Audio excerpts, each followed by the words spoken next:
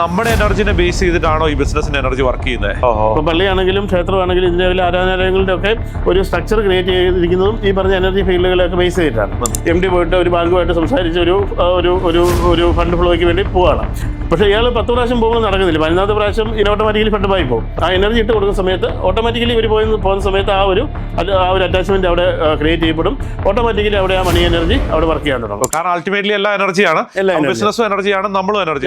അപ്പൊ നമ്മുടെ എനർജിനെ ബേസ് ചെയ്തിട്ടാണോ ഈ ബിസിനസിന് എനർജി വർക്ക് ചെയ്യുന്നത്?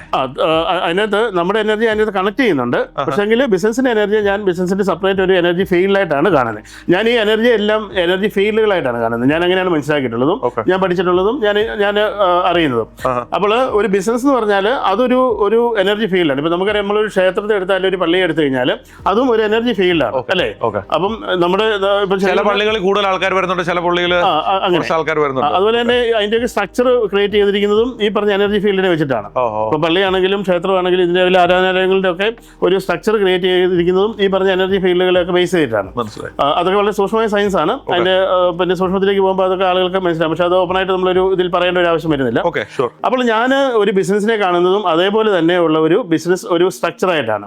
അപ്പോൾ ആ ഒരു എനർജി ഫീൽഡിലേക്ക് എവിടെയാണോ ഒരു ബിസിനസ്സുകാരന് ചലഞ്ച് വരുന്നത്, ഉദാഹരണമായിട്ട് ഇപ്പോൾ അവന് മണി ഫ്ലോ വരുന്നില്ല, അല്ലെങ്കിൽ ക്യാഷ് ഫ്ലോ ഇല്ല, അല്ലെങ്കിൽ അവന് സെയിൽസ് ചെയ്ത് പൈസ വരുന്നില്ല, അല്ലെങ്കിൽ വരുന്ന പൈസ അനാവശ്യമായിട്ട് ചിലവഴിച്ച് പോകുന്നു, അതിപ്പോൾ ഇതിലെ കൂടെയാണ് പോകുന്നതെന്ന് അറിയാൻ പറ്റുന്നില്ല. അപ്പോൾ നമ്മൾ എന്ത് ചെയ്യും, ആ ഒരു റൂട്ടിലേക്ക് അവൻ്റെ ആ ഒരു ബിസിനസിൻ്റെ റൂട്ടിലേക്ക് നമ്മൾ ആ എനർജി കൊടുത്തുകൊണ്ട്, ആ ഹീലിംഗ് എനർജി കൊടുത്തുകൊണ്ട് അവിടെയുള്ള തടസ്സങ്ങളെ പരിഹരിച്ചിട്ട് ആ ഒരു ക്യാഷ് ഫ്ലോ കൊണ്ടുവരാനായിട്ടുള്ള എനർജി അവിടെ ഇട്ട് കൊടുക്കുകയാണ് ചെയ്യുന്നത്. അപ്പോൾ അന്നേരം ബിസിനസ്സുകൾ വലിയ വ്യത്യാസങ്ങളുണ്ടാകും. വലിയ ക്യാഷ് ഫ്ലോയിൽ വലിയ വ്യത്യാസം ഉണ്ടായി. ഇനിയിപ്പോൾ അവരുടെ സെയിൽസിലേക്ക് നമ്മൾ വരുന്ന സമയത്ത് സെയിൽസിന് ഒട്ടും മാച്ചാവുന്നില്ല, അല്ലെങ്കിൽ സെയിൽസ് ഒട്ടും ഡെവലപ്പ് ചെയ്യുന്നില്ല. അപ്പോൾ അവിടെ എന്താണെന്ന് നമ്മൾ പരിശോധിച്ച് നോക്കും. അപ്പം ഈ സെയിൽസ് മാച്ചാവാത്തത് ഇവരുടെ പ്രൊഡക്റ്റിൻ്റെ മോശം കൊണ്ടാണോ, അതോ സെയിൽസ്മാൻ്റെ പ്രശ്നം കൊണ്ടാണോ, അതോ ഈ ഇവരുടെ പരസ്യത്തിൻ്റെ പ്രശ്നം കൊണ്ടാണോ, അതോ എവിടെയാണ് എനർജി വേസ്റ്റ് ആവുന്നതെന്ന് നമ്മൾ നോക്കും. അത് നോക്കിയിട്ട് നമ്മൾ എന്ത് ചെയ്യും, ആ സ്വാധിഷ്ഠാനത്തിലേക്ക് ആവശ്യമായിട്ടുള്ള എനർജി, ആ ഹീലിംഗ് എനർജി ഇട്ട് കൊടുക്കും. അവിടെ ഉള്ള ബ്ലോക്കുകളെ മാറ്റിയിട്ട് അതിലേക്ക് ആവശ്യമായിട്ടുള്ള എനർജി നമ്മൾ പമ്പ് ചെയ്ത് കൊടുക്കും. പമ്പ് ചെയ്യുന്ന സമയത്ത് ഓട്ടോമാറ്റിക്കലി അവരുടെയൊക്കെ ആളുകൾ കൂടുതൽ കണക്ട് ആകാൻ തുടങ്ങും. എവിടെയൊക്കെയാണ് അവർ ചലഞ്ചസ് അനുഭവിച്ചുകൊണ്ടിരിക്കുന്നത്, ആ ചലഞ്ചസ് അവർക്ക് ക്ലിയർ ചെയ്യാനായിട്ട് പറ്റും. അപ്പോൾ അങ്ങനെ ചലഞ്ചസ് ക്ലിയർ ചെയ്തെടുക്കുന്ന സമയത്ത് സെയിൽസ് ഓട്ടോമാറ്റിക്കലി കൂടും. ഇതെല്ലാം ഒറ്റ ദിവസം കൊണ്ട് നടക്കുന്ന ഒരു കാര്യമായിട്ടല്ല ഞാൻ പറയുന്നത്. ഹീലിംഗ് എന്ന് പറഞ്ഞു കഴിഞ്ഞാൽ നമുക്ക് അതിൻ്റെ ഒരു ഫസ്റ്റ് റിസൾട്ടിലേക്ക് നമ്മൾ വരുമ്പോൾ തന്നെ ചിലപ്പോൾ 1 മാസമോ 2 മാസമോ 3 മാസമോ ഒക്കെ എടുത്തെന്ന് വരും. ആ ഒരു സമയം, കാരണം അത്രയും ഒരു ബിസിനസ് എന്ന് പറഞ്ഞാൽ ഒരു വ്യക്തി പോലെ അല്ലല്ലോ.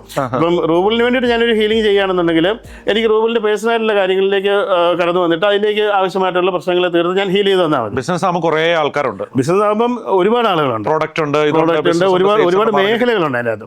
അപ്പോൾ അതിലേക്ക് വരുന്ന സമയത്ത് നമ്മൾ എന്ത് ചെയ്യണം, അവരുടെ ഓരോ ഏരിയകളിലേക്ക് പോയി പഠിച്ചിട്ട് അവിടെ അപ്പം ഞാൻ പഠിക്കാന്ന് പറഞ്ഞാൽ പുറമേ നിന്ന് ഇപ്പം റൂബിളിനെ സംബന്ധിച്ചിടത്തോളം ഇന്റർനാഷണൽ ബിസിനസ് ട്രെയിനറും അതുപോലെ തന്നെ ഒരു വലിയൊരു ബിസിനസ്സുകാരുമാണ് താങ്കളെ സംബന്ധിച്ചുള്ള ഒരു ബിസിനസ്സിനെ കാണുന്നത് അതിൻ്റെ ആ ഒരു പുറം പരിധിയിലുള്ള അതിൻ്റെ എല്ലാ അങ്ങനെയുള്ള ടെക്നിക്കലായിട്ടുള്ള എല്ലാ കാര്യങ്ങളും ചെയ്യാനാണ്.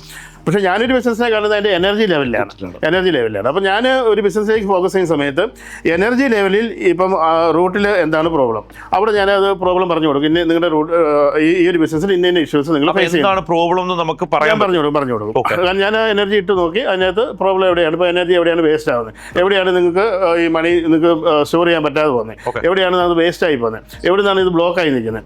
അപ്പോൾ ഈ കാര്യങ്ങൾ പറഞ്ഞു കൊടുത്തിട്ട് ആ ബ്ലോക്കുകളെ മാറ്റി അത് ക്ലിയർ ചെയ്ത് അതിലേക്ക് എനർജി ഇട്ട് കൊടുക്കും. അപ്പോൾ ഓട്ടോമാറ്റിക്കലി ആ ഒരു മണി ഫ്ലോ റെഡിയായി.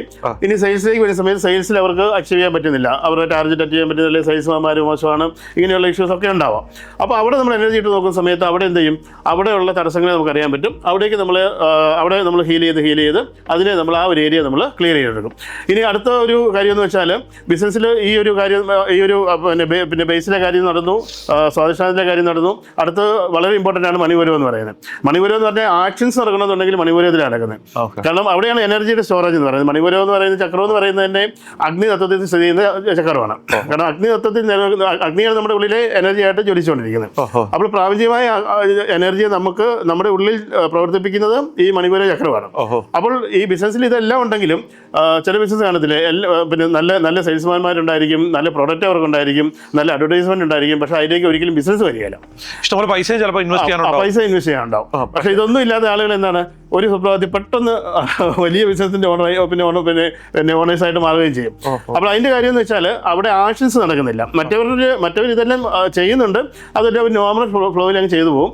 പക്ഷേ ശരിയായിട്ടുള്ള ബിസിനസിന്റെ ആക്ഷൻസ് അവർക്ക് നടത്താനായിട്ട് പറ്റില്ല. കാരണം എവിടെയാണ് കൃത്യമായിട്ട് ഫോക്കസ് ചെയ്യേണ്ടത്, എവിടെ നിന്നാണ് നമ്മൾ കൃത്യമായിട്ട് പർച്ചേസ് ചെയ്യേണ്ടത്, നമ്മൾ പർച്ചേസ് ചെയ്യുന്ന ക്വാളിറ്റി ഉൽപ്പന്നങ്ങളാണോ അതോ നമ്മൾ സെല്ല് ചെയ്യുന്ന ക്വാളിറ്റി ഉൽപ്പന്നങ്ങളാണോ. അപ്പോൾ നമ്മുടെ ബിസിനസ്സിലേക്ക് വരുന്ന ആളുകൾക്കായ കസ്റ്റമേഴ്സിന് ശരിയായ രീതിയിലുള്ള ആ ഒരു എനർജി കിട്ടുന്നുണ്ടോ, ശരിയായ രീതിയിലുള്ള പിന്നെ പ്രയോജനം കിട്ടുന്നുണ്ടോ, അങ്ങനെയൊക്കെയുള്ള കാര്യങ്ങളെ പറ്റി അവർക്ക് പഠിക്കാനായിട്ട് പറ്റില്ല. അപ്പം ഉണ്ടാകുന്നതെന്ന് വെച്ചാൽ ഇവർ വലിയ പരസ്യങ്ങളൊക്കെ ചെയ്ത് വലിയ കാര്യങ്ങളൊക്കെ ചെയ്ത് പെട്ടെന്ന് ഒരു സുപ്രഭാതത്തിൽ കയറി വന്നിട്ട് പെട്ടെന്ന് അവരുടെ ബിസിനസ് പിന്നെ താഴേക്ക് പോയി. ഇപ്പം പിന്നെ നമ്മുടെ ബൈജൂസ് ആപ്പിനെ ഒക്കെ എടുത്തു കഴിഞ്ഞാൽ അറിയാം അല്ലേ, എത്രയോ വലിയ രീതിയിൽ അവർ പിന്നെ കയറി വന്നതാണ്. അപ്പം അവിടെ എന്ന് പറഞ്ഞാൽ മണിപൂരകത്തിൽ എനർജി ഇല്ലാന്നുണ്ടെങ്കിൽ അവരുടെ ബിസിനസ്സിന് എനർജി ഉണ്ടാവില്ല. അപ്പോൾ അവരുടെ ബിസിനസ്സുമായിട്ട് കൂടെ വർക്ക് ചെയ്യുന്ന സ്റ്റാഫിനാണെങ്കിലും അവരുടെ ഓരോ ഡിവിഷനിലേക്കാണെങ്കിലും ശരിയായ രീതിയിൽ എനർജി ഇല്ലാതെ വരുമ്പോൾ അവിടെയൊന്നും ശരിയായ രീതിയിലുള്ള പ്രവർത്തനങ്ങൾ നടക്കാതെ വരും. അപ്പോൾ നമ്മൾ എന്ത് ചെയ്യും, നമ്മൾ ആ ഒരു കാര്യത്തെ നമ്മൾ ചെക്ക് ചെയ്തിട്ട് അവിടെ എന്താണോ തടസ്സങ്ങളെന്ന് നമ്മൾ നോക്കിയിട്ട് ആ മണിപൂര ചക്രത്തിലേക്ക് വേണ്ട ആ ഒരു കാര്യത്തെ നമ്മൾ ആ ഒരു ബ്ലോക്കുകളെ നമ്മൾ ക്ലിയർ ചെയ്തിട്ട് അതിലേക്ക് നമ്മൾ കൂടുതൽ ഹീലിംഗ് എനർജി ഇട്ട് കൊടുക്കും. അപ്പോൾ ഓട്ടോമാറ്റിക്കലി ഇപ്പോൾ ഉദാഹരണം പറഞ്ഞാൽ ഇപ്പോൾ അതിൻ്റെ ഒരു MD പോയിട്ട് ഒരു ബാങ്കുമായിട്ട് സംസാരിച്ച് ഒരു ഫണ്ട് ഫ്ലോയ്ക്ക് വേണ്ടി പോവുകയാണ്. പക്ഷേ ഇയാൾ 10 പ്രാവശ്യം പോകുമ്പോൾ നടക്കുന്നില്ല. 11ാമത്തെ പ്രാവശ്യം ഇയാൾ പിന്നെ ഓട്ടോമാറ്റിക്കലി ഫണ്ടുമായി പോകും. അപ്പം നമ്മൾ എന്ത് ചെയ്യുന്നത് വെച്ചാൽ അവിടെ ആ എനർജി ഇട്ട് കൊടുക്കുകയാണ്. ആ എനർജി ഇട്ട് കൊടുക്കുന്ന സമയത്ത് ഓട്ടോമാറ്റിക്കലി ഇവർ പോകുന്ന സമയത്ത് ആ ഒരു അറ്റാച്ച്മെന്റ് അവിടെ ക്രിയേറ്റ് ചെയ്യപ്പെടും.